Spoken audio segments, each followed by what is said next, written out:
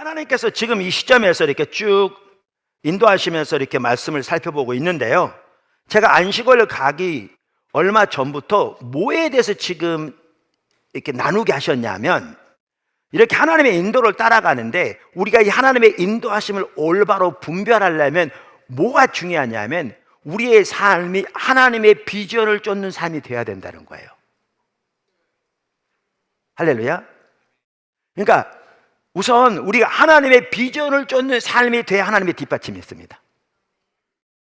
그러니까 하나님의 비전은 여기에 있는데 우리가 여기 가서 있으면 하나님 뒷받침이 없는 거죠, 당연하게.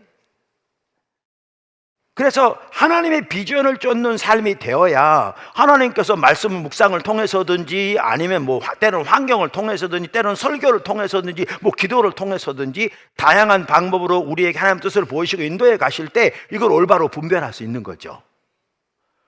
이게 안 되면 어떻게 되느냐 하면 그때마다 이리 갔다가 완전히 지그재그로 가면서 뭐라고 그러냐, 다 하나님 갖다 붙이는 거죠. 하나님이 이렇게 인도하셨다는 거죠. 하나님이 이렇게 말씀하셨다는 거죠. 하나님께서 이렇게 하라고 하셨다는 거죠. 근데 실제 열매는 전혀 없는, 나중에 아무것도 아닌, 연속성도 없고, 이거는 전혀 하나님의 인도를 올바로 받는 게 아니고 하나님과 동행하는 삶이 올바로 아닌 거죠. 그래서 그 하나님의 비전을 쫓는 삶이 중요한데, 하나님의 비전을 올바로 이해하려면 지난주에 살펴본 영적 랜드마크가 매우 중요하다. 그러니까 영적 랜드마크를 통해서 하나님께서 우리에게 하나님의 비전을 보이시거든요. 주된 통로가. 그 부분을 살펴봤는데, 그러면서 제가 강조했던 하나가 또 이거예요. 하나님이 특별히 보게 하시는 게, 너무나 적지 않은 사람들이 이렇게 생각한다는 거죠. 그거는 교회를 위한 하나님의 비전인 거죠. 근데 나를 위한 하나님의 비전은 뭐냐? 이렇게 찾는 거죠. 그러니까 마치 교회와 자기를 위한 하나님의 비전이 따로 있는 것처럼. 너무나 많은 경우에. 이 자체가 잘못된 거죠. 왜냐하면 하나님께서 하나님의 목적을 위해 하나님의 교회를 세우시고 각 교회마다 하나님의 비전을 보이시고 하나님의 목적을 이끌어 가시되, 이 하나님의 목적을 이루기 위해서 하나님께서 각 지체들을 거기에 두시는 거죠. 지체들을. 그러면 각 지체들은 영적 랜드마크를 통해서 하나님께서 하나님의 교회에 보이신 하나님의 비전을 보고 그 일의 삶을 조정해 따라갈 뿐만 아니라 이제 이 토대 위에서 하나님과의 관계에서 주님을 찾는 가운데 자기의 사역을 위한 하나님의 비전, 다시 말하면 몸이 가면 몸 중에서도 코, 입, 귀, 손, 발이 각기 다른 지체로서 전반적으로 같은 일을 하되 다른 부분을 맡아서 그 일을 전체적으로 감당해 하시는 것처럼, 이렇게 그러한 하나님의 교회를 향한 하나님의 비전에 함께가 돼 하나님과의 관계에서 각자를 향한 하나님의 비전을 하나님과의 관계에서 깨닫고 거기에 삶을 드리고 그 동일한 목표를 향해 하나님 의지에 갈 때 주님이 뒷받침하시는 거죠.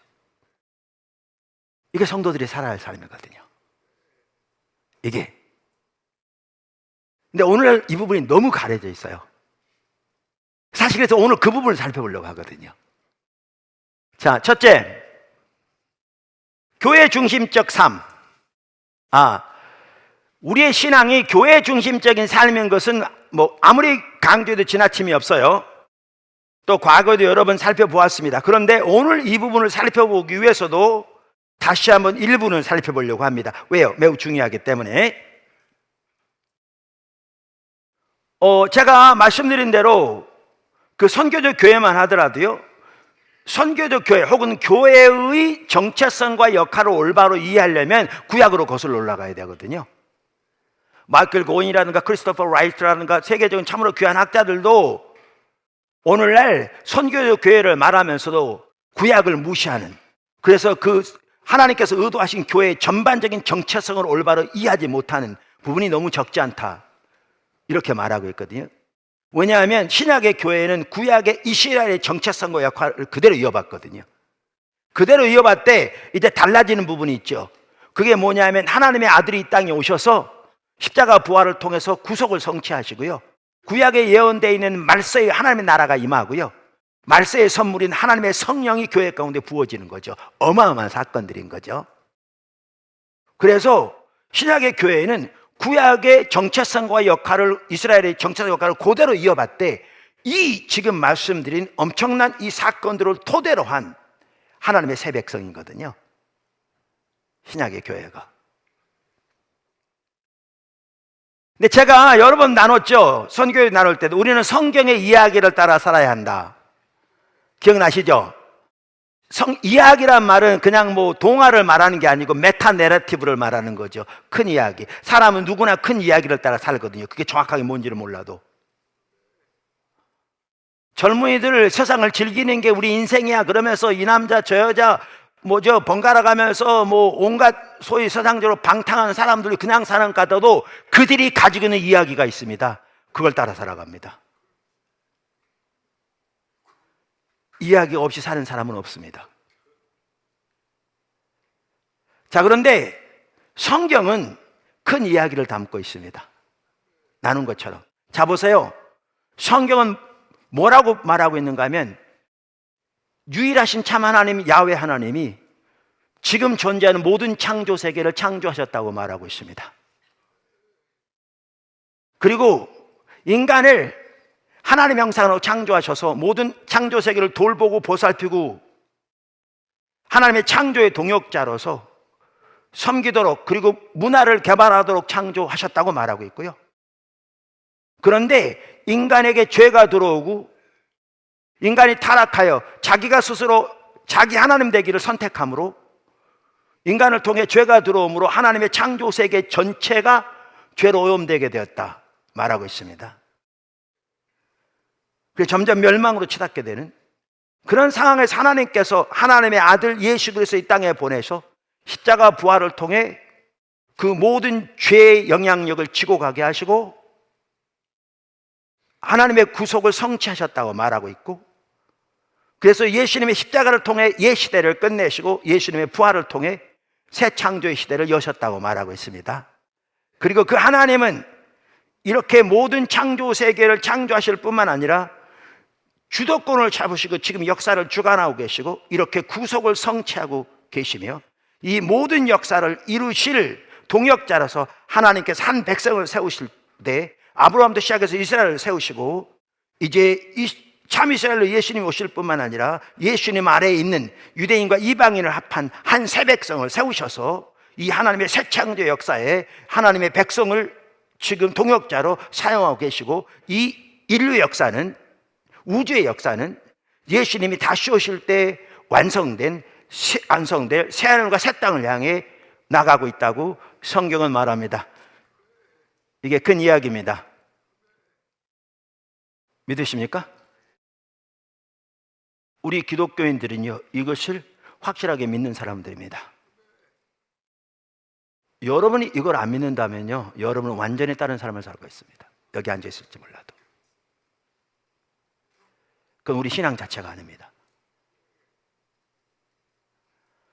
자, 그러면 이건 거죠. 성경의 이야기를 따라 살려면 말은 뭐냐 하면요, 이 성경에 말하는 이 메타 내러티브, 이 이야기의 한 부분으로서 이 이야기의 목표를 향해 이 이야기에서 우리의 신분과 정체성을 발견하고 이 하나님의 목적을 위해 우리 삶이 되어지는 이 삶을 사는 게 기독교인의 삶입니다.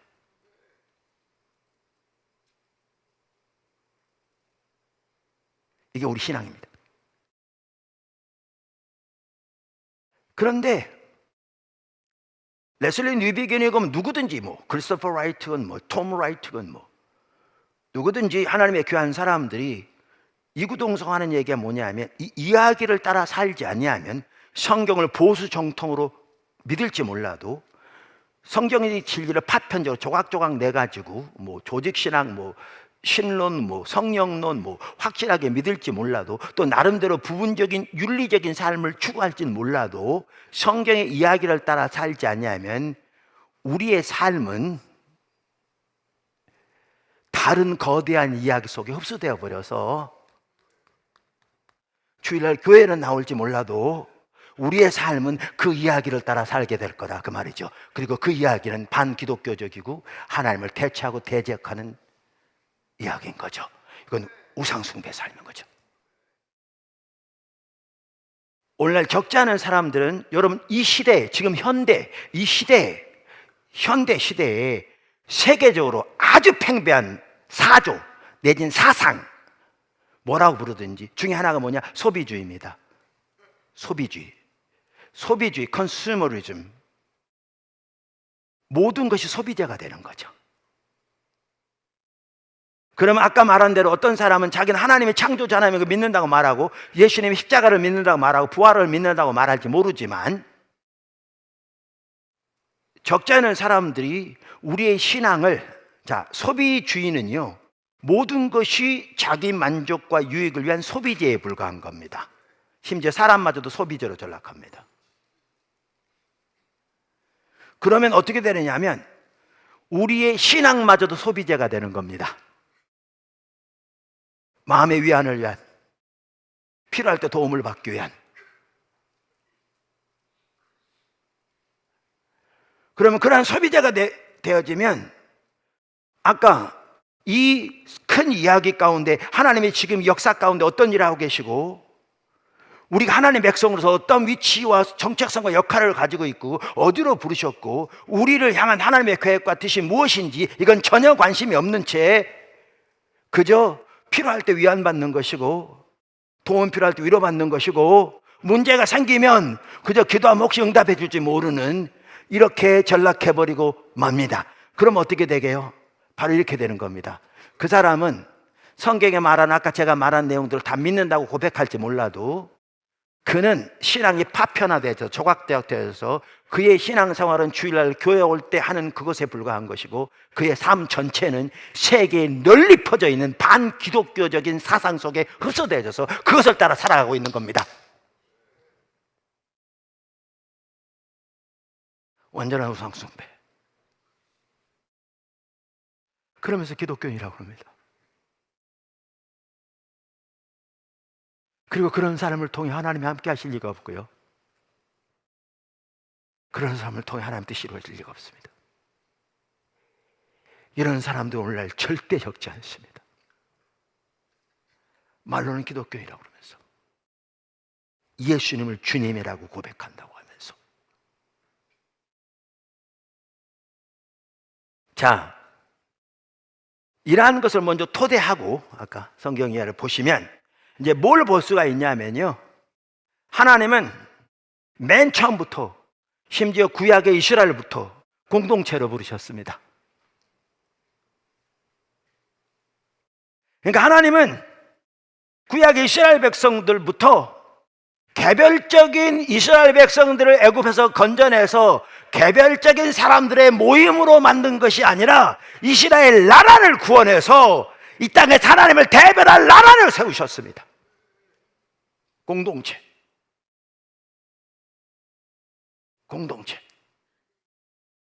그래서 출애굽기 19장 4절에 보면 이스라엘 백성들을 애굽에서 건져낸 이후에 하나님께서 모세를 산 위로 불러 그 이스라엘 백성들의 정체성에 대해서 말씀하시면서 하신 말씀인데 우리가 많이 봤고요.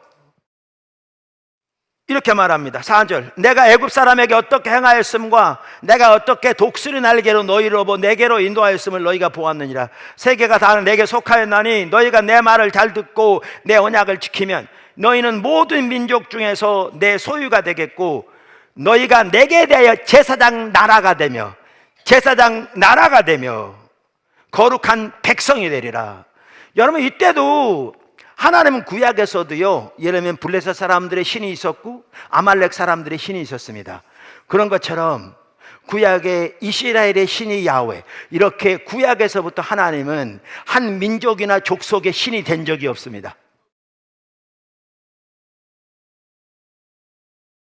하나님 모든 창조 세계를 창조하신 유일하신 창조주 하나님이셨고 이십니다. 이스라엘을 부르시면서 하나님은 모든 열방을 조망하십니다. 온 세계가 내게 속하였나니. 그리고 여기 보시면 모든 민족 중에서 이들을 불러서 나라로 세우십니다. 뭐 하기 위해서? 열방을 섬길 나라로. 공동체.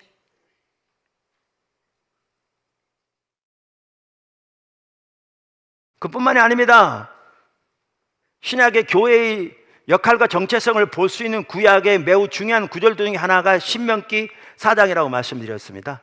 거기에 보면 반문화 대한사회로 세우시는 이스라엘을, 매력적인 반문화 대한사회로 세우시는 하나님 뜻이 나오는데요, 1절에 이렇게 말합니다. 이스라엘아, 이제 내가 너희에게 가르치는 규례와 법도를 듣고 준행하라.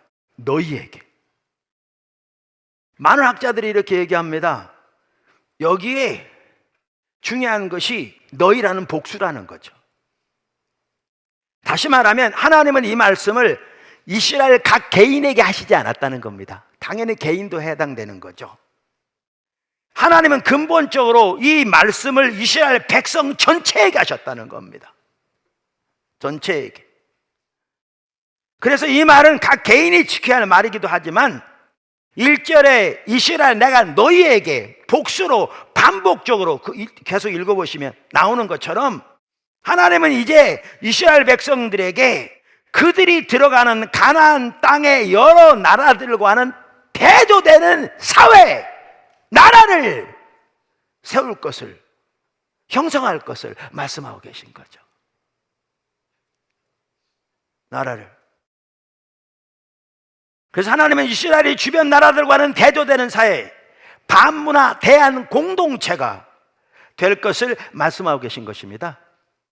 팀 켈러 목사님이라고 얼마 전에 암으로 소천하셨는데요, 미국의 리디머 교회에 개척해서 섬기었던 아주 귀한 분이셨죠. 그분이 부활을 입다라는 책을 쓰셨는데 아주 좋은 책이에요. 여러 번 제가 언급했죠. 그 10장에 보면 교회가 하나님의 지혜와 정의를 드러내는 도시 공동체로 세워야 될 것을 말하면서 이렇게 말합니다. 하나님의 목적 가운데 하나는 그분의 백성이 이스라엘 주변에 사는 여러 민족 앞에서, 즉 믿지 않은 세상을 향해 증인 공동체가 되는 것이었다. 그분의 율법에 순종하는 민족은 그저 도덕적인 개개인의 집합이 아니라 하나의 반문화요 대한 사회였다. 이는 모세의 율법의 두 가지 출중한 특징 때문인데, 율법은 첫째로 지혜와 지식이 있는 백성을 배출했고, 둘째로 정의로운 사회를 창출했다. 구약에서부터 하나님은 대한 사회를 세우셨습니다. 대한 공동체, 제사장 나라. 신약에도 마찬가지입니다. 예수님께서 한 대표적으로 보면 신약의 교회는 구약의 이스라엘 정체성 역할을 그대로 이어받는다니까요. 예수님께서 마가복음 3장에 보면 14절 15절 12 사도를 세우시는 모습이 나옵니다. 우리 잘 아는 구절이죠. 실제로 어떤 신학자 같은 경우에는 예수님의 십자가 부활을 빼놓고 공생애를 말하는 건데, 예수님의 공생의 유일한 핵심적인 일은 종말론적인 하나님의 백성을 회집 모으는 일이었다, 이렇게 말합니다. 새 이스라엘을 불러 모으시는 거죠. 그래서 12 사도로 세우신 겁니다. 12 지파를 대표해서. 근데 오늘날 심각하게도 개인주의적인 사고가 매우 팽배합니다. 제가 선교적 교회에 대해서 이렇게 설교하면서 그 책은 언급한 적이 거의 없는데요, 오스 기니스라는 학자가 있어요. 세계관 이런 부분에 또 전문가이기도 한데, 그분이 쓴 소명이라는 책이 있습니다. 아주 좋은 책이 우리나라 번역돼 있어요. 거기에 보면 또 일터 사회과 관련해서 많은 좋은 예들이 있어요. 거기에 보면 그분은 철학자이기도 하고, 그런데 그 책에 보면 그분도 똑같은 얘기를 합니다. 소명이라는 책에 보면 교회의 공동체성에 대한 성도들의 의식이 매우 약화됐다는 거죠, 오늘날. 그러면서 어떻게 이렇게 되었는지를 추적합니다. 그 원인을 쫙 추적하면서 이렇게 말합니다. 오늘날 교회의 공동체성을 실제로 체험하면서 사는 성도들이 거의 없다. 그만큼 신앙이 개인화돼 버린 거죠. 개별적인 성도의 집합으로 전락해 버린 거죠, 교회가.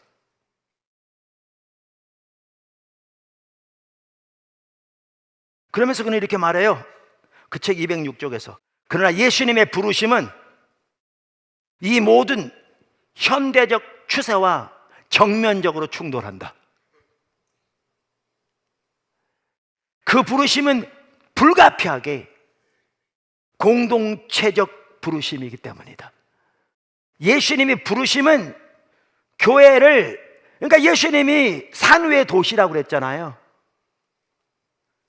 그 빛이 가려지지 않을 교회를 두고 도시. 그 우리말에는 그게 마을이라고 되어 있나요? 그게 원래 헬라어에 보면 도시가 폴리스거든요. 도시.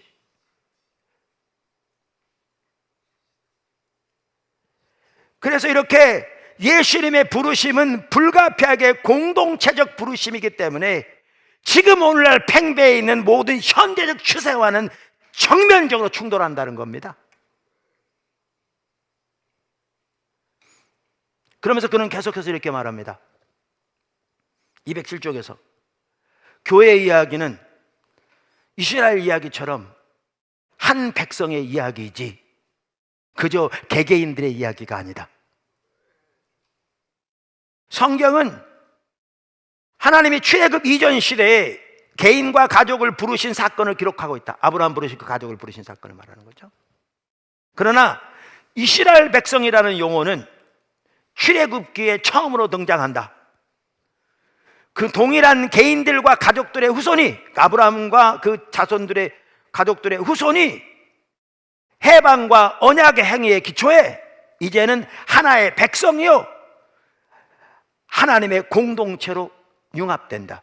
무슨 말이냐? 이 아브라함과 아브라함의 자손들, 그 가족들의 이야기가 이제 출애굽 사건을 통해서 그들이 해방되어지고 하나님과의 언약 관계를 맺으면서 그 행위에 기초해서 이제 가족의 이야기가, 개인의 이야기가 하나의 백성이요 하나님의 공동체로 융합된다는 겁니다. 아까 제사장 나라, 거룩한 백성, 공동체로. 그래서 부족, 도시국가, 민족국가 같은 비자발적인 집단과 대조적으로, 부족인지 도시국가든지 이것은 비자발적으로 태어나는 거니까 자기가 선택한 건 아니잖아요. 이러한 같은 비자발적인 집단과는 대조적으로 이제는 자원하는 구성원들로 이루어진, 교회는 자원하는 구성원들로 이루어지거든요. 하나님의 부르심을 따라 각자가 자원하는 선택을 통해 더해지는 교회는 대조적으로 이제는 자원하는 구성원들로 이루어진 새로운 공동체, 즉 하나님의 부름받은 자들의 회합이 서게 되었다. 이들은 하나의 언약에 의해 함께 묶여 있으며 개개인의 소명을 보완하고 초월하는 공동체적 소명을 실천하고 있다. 이게 신약의 교회입니다. 이게 구약부터. 두 번째, 하나님은 각 교회에 하나님의 비전을 보시며 가십니다. 이 땅에서 하나님께서 일하시는 가장 주된 단위가 교회라고 말씀드렸는데요, 하나님은 그 교회에 하나님의 비전을 보이시고 인도해 가십니다. 제가 자주 예를 드는데, 자 보세요. 저의 예를 들면, 저는 목회자로서 소명을 고등학교 3학년 때 받았다니까요. 학교 다녀와서 또렷이 알겠더라고요. 그래서 그 이후로 저의 소명에 대해서 다른 생각 해본 적이 없고요. 그리고 그 복음사역자로, 전임 복음사역자 부름을 받을 때 목회자로 부름을 받았다는 사실을 명확하게 알고 있었기 때문에요.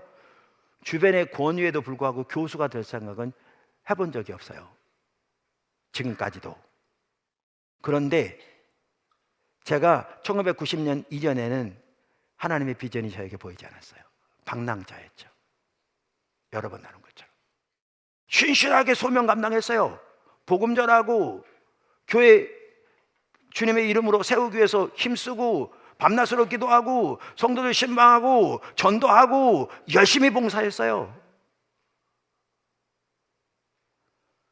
저뿐만 아니라 가족들 전체가 희생을 하면서 신실하게. 문제는 어디로 가는지를 모르는 거죠.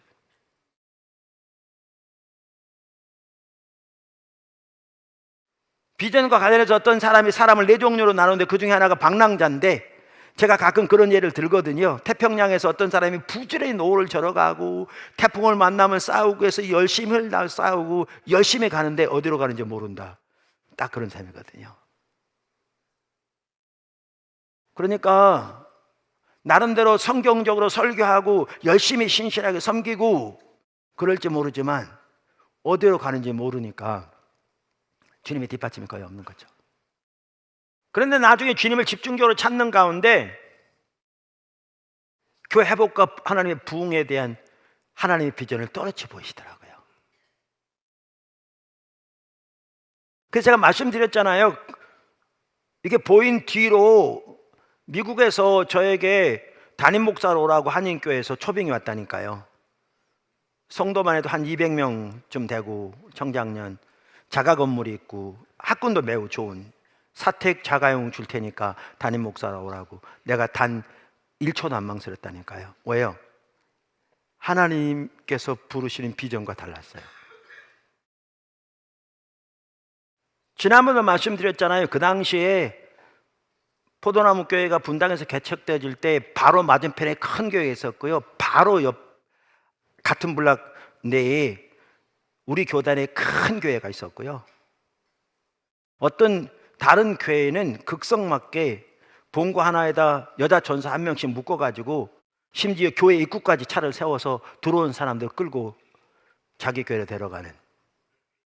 근데 제가 전혀 신경 안 썼습니다. 왜요?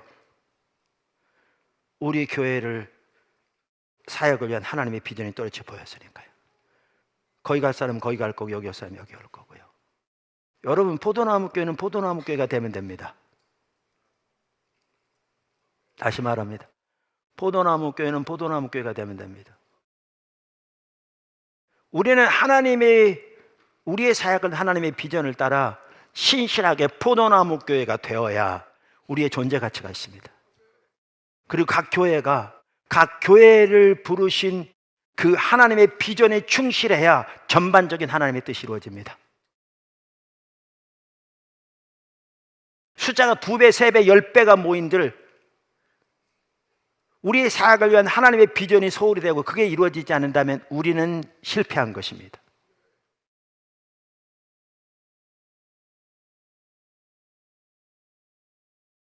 좀 더 제가 설명을 하면, 자 보세요. 바울, 그러니까 바울, 베드로 다 사도들이었잖아요. 사도들의 소명이 뭔지는 성경에 보면 알 수 있죠. 복음을 전하고 교회를 전반적으로 인도하고 등등등등. 예수님의 부활을 증거하고 교회의 기초가 되어주고 그 터가 되어주는 돼 있죠. 다 소명을 감당한 겁니다.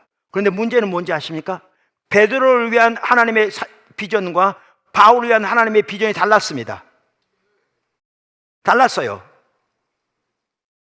베드로는 유대인을 위한 사도였고요. 바울은 이방인을 위한 사도였습니다. 바울은 이방을 위한 사도 중에서도 교회가 없는 곳에 복음을 전해서 교회의 기초를 놓는 사도였고요. 아볼로 같은 사도는 이방을 위한 사도 중에서도 바울 같은 사도를 통해 교회가 기초가 놓여지면 거기에 건물을 지어가는 것처럼 교회를 세워가는 그러한 하나님의 비전이 그의 비전이었습니다. 만약에 여러분 말씀드린 대로 바울이 유대인의 교회, 이미 세워진 유대인의 교회에 가서 그 교회를 이끌었더라도 잘했을 겁니다. 왜냐하면 바울은 유대인의 생리를 누구보다 잘 알았습니다. 자신이 유대인으로 태어났고 바리새인의 부모 밑에서 바리새인으로 태어났고 어려서부터 가말리엘 문화라는 뛰어난 문화에서 율법 교육을 받았고 그 헌신과 열정은 자기 동료들보다 뛰어나게 열정이 있었고 그랬던 바울이었는데 부활하신 예수님을 직접 만나서 그가 변화될 뿐만 아니라 성경을 묵상하고 연구하면서 성경에서 메시아에 대해서 예수님이 주 되시고 하나님의 아들 되심을 발견하게 되었기 때문에 유대인들에게 복음을 전했더라도 누구보다 설득력 있게 잘 전했을 것이고 잘 감당했을 겁니다. 동의하세요? 그런데 바울이 이미 세워진 유대인의 교회를 가서 양육하는 일을 했더라면 우리가 사도행전을 보는 그 어마어마한 일은 안 일어났을 겁니다. 왜요? 그는 하나님의 비전을 벗어난 거니까요. 조지 바나가 하는 말이 그 말입니다. 동일한 지역에 세워진 교회를 할지라도 하나님의 비전은 다를 거다. 왜? 같다면 경쟁시키는 것밖에 안 되니까. 여러분, 예루살렘 교회를 향한 하나님의 비전이 달랐고 안디옥 교회를 향한 하나님의 비전이 달랐습니다. 하나님이 하나님의 목적 구속 역사를 이루어가시기 위해서 하나님의 백성을 세우시는데 이 큰 성경 이야기의 토대로 그리고 하나님의 교회를 세우시되 하나님의 비전을 따라 세우십니다. 오늘날 이런 개념조차가 사라져버렸습니다. 들어본 적이 없는 게 대부분의 성도들입니다. 그만큼 우리의 신앙은 인본적이 되어버렸습니다. 숫자만 많이 모이면 되고 몇 명 모여 그게 기준이 되어버리고 어떤 복음이 전파되는지 성도들의 삶의 자세가 어떤지 전혀 보지도 않는,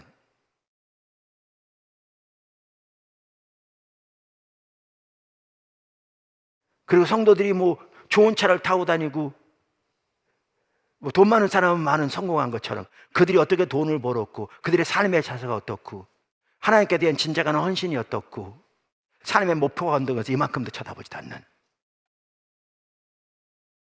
완전히 세상적으로 가버린.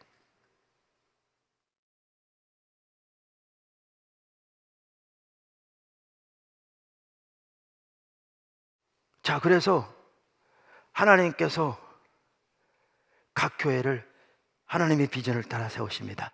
그래서 말씀드린 게 그 말입니다. 포도나무 교회는 포도나무 교회가 되면 됩니다. 근데 포도나무 교회는 포도나무 교회가 안 되면 우리는 망하는 겁니다. 아무리 외부적으로 성장해도.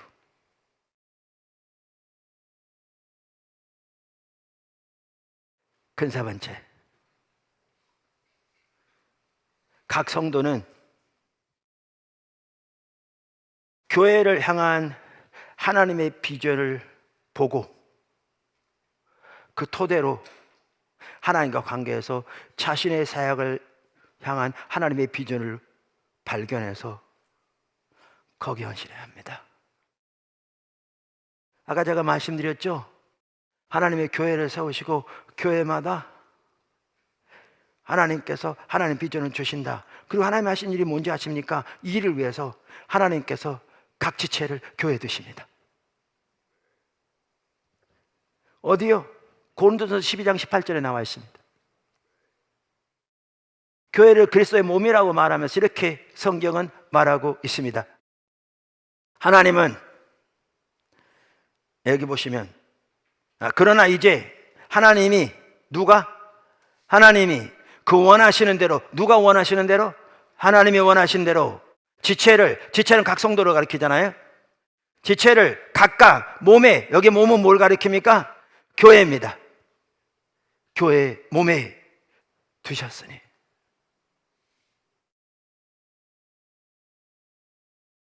그래서 우리가 지체 서약할 때, 받아들일 때 묻는 질문 중에 하나가 그거잖아요.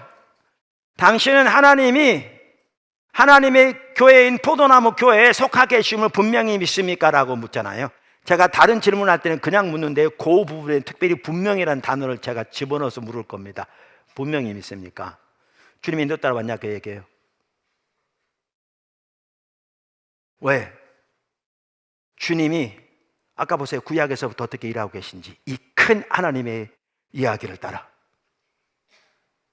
하나님 백성들을 세워가시되 하나님 목적을 신약의 교회를 세우시고 교회마다 하나님의 비전을 주시고 이걸 이루도록 하나님이 하나님의 능력으로 지체를 두십니다. 다양한 방법으로 다양한 통로를 통해 인도되었을지 몰라도 하나님이 하시는 겁니다. 이거 이루시도록 이거 보셔야 합니다.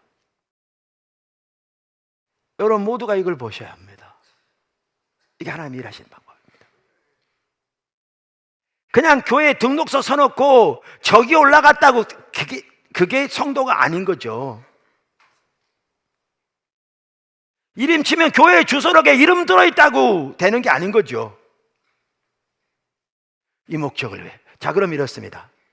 그러면 중요한 게 그거예요. 하나님은 하나님의 목적을 뒷받침하시거든요. 하나님의 비전을 뒷받침하신다고요. 아까 말씀드렸잖아요. 다시 말씀드리면 바울이 이미 세워진 유대인의 교회에 가서 열심히 했더라도 나름대로 부분적인 열매가 있을지 모르지만 우리가 아는 사도행전에 나오는 그 어마어마한 일을 일하지 않았을 거라고요. 왜? 하나님의 비전을 벗어났잖아요. 그러면 이 하나님의 비전에 함께 할 때 하나님이 뒷받침하시는 거죠. 왜요? 주의 일을 왜? 주님이 주도권을 잡수시키고 앞서가시는 거잖아요. 그러면 각 성도는, 이러면 포도나무교회 모든 성도는 포도나무교회 사역을 하나님의 비전을 보고, 그래서 포도나무교회는 포도나무교회에 대한다 그 말이에요. 보고 거기에 초점을 맞춰서 온 사람으로 동참할 때 하나님이 뒷받침하시는데, 그 다음에 이 말이라니까요. 하나님이 눈, 코, 귀, 입 다루듯이 이렇게 비전을 똑같이 보고 나가되 하나님과 관계에서 자기 사역을 위한 이걸 토대로 비전을 발견. 이게 이번에 단직에도 나온 겁니다. 어떤 사람은 주부로, 어떤 사람은 비즈니스맨으로, 어떤 사람은 교사로, 어떤 사람은 회사 사장으로, 어떤 사람은 그 다른 일로 이렇게 되어질 때 세상의 사람들의 평가와 달리 하찮게 본 일도 하나님의 일에 동참하는 것이고, 하나님이 그 일을 통해서 이루어지는 것이고, 그 하나님의 소명을 따라 향하는 것이고, 거기에 기쁨이 있고 감격이 있고 보람이 있는 것이고, 그러면서 하나님께서 이렇게 하실 때 이 전체를 통해서 이 하나님의 거대한 이야기의 일들이 이루어지게 하는 거죠. 구약부터 시작까지 연결되어지고, 세계 각 교회들이 연결되어지고, 하나님의 통치 아래서 연결되어지면서 하나님의 구속의 역사를 위해 우리 모두가 연결되어진 겁니다. 이게 교회입니다.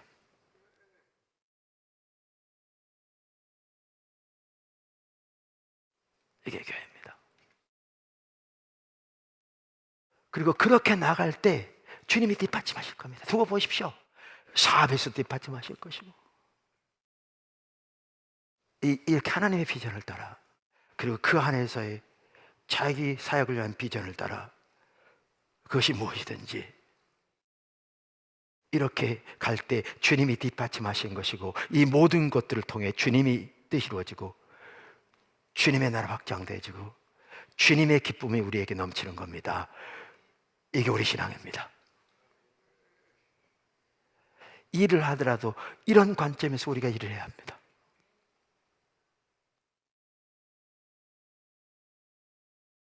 우리를 그리로 초청하고 계십니다. 이게 성경이 말하는 바고, 이게 학자들이 그토록 부르짖는 얘기입니다. 예, 그래서 하나님께서 우리를 이렇게 인도하고 계세요. 지금 그러려면 각자가 보면 삶을 살아야 되는 거예요. 그리고 우리의 일만 하더라도 이렇게 하나님의 뜻에 얼라인이 돼야 돼요. 그러니까 이게 조정돼야 돼요. 맞춰져야 돼요. 그리고 나갈 때 이게 아버지니까 주님이 뒷받침하실 거라고. 미미한 일이라도 좋아요. 그건 세상 사람들의 미미한 일인 거지, 하나님 앞에서 너무나 소중한 일인 거죠. 그래서 이렇게 또렷하게 우리를 인도하기 위해서 너무 감사하고요. 저는 그래서 우리 지체들이 주님을 잘 따라감으로 정말 이렇게 포도나무 전체가 하나님 앞에 귀하게 쓰임받는 삶이 되기를 축복하고요. 포도나무교회 지체들 중에는 아무도 방관자가 없이 이렇게 주님을 따라가게 되기를, 그래서 전체가 교회적으로, 또 전체가 세계 교회, 또 전체가 하나님께 연결되어지는, 요즘은 초연결 시대라고 그러는데, 그렇게 주와 동행하는 교회로 세워져서 하나님께 마음껏 영광 돌릴 뿐만 아니라 하나님 뜻이 마음껏 이루어지는 축복이 있기를 주님의 이름으로 축원합니다.